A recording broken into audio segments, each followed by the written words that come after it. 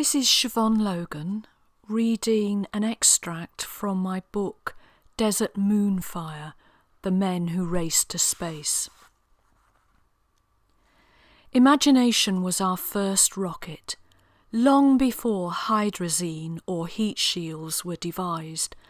It lifted us into orbit. Early astronomers moved from observations of the night sky to conjectures about its drifting sparks.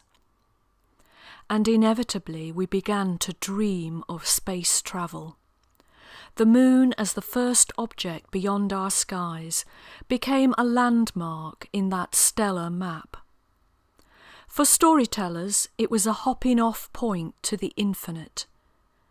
And without storytelling, without those fables of impossible skyward journeys, the space race would never have been conceived.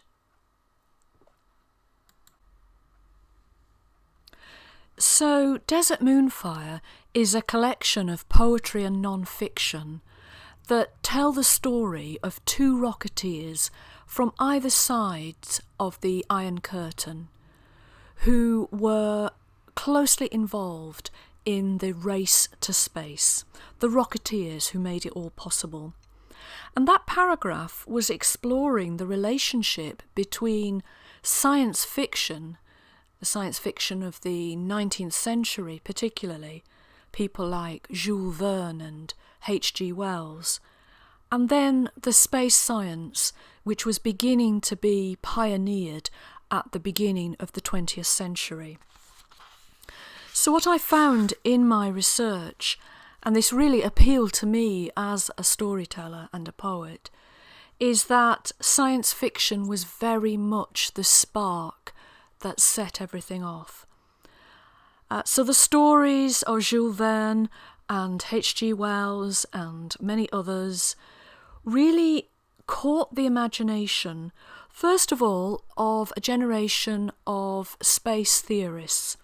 So we had Konstantin Tsiolkovsky in Russia, somebody who would go on to develop quite detailed outlines of interplanetary travel via rockets. And then the American Robert H. Goddard, who would experiment with liquid-fueled rockets in the 1920s, and the Austro-Hungarian Hermann Oberth, who was working in the same field.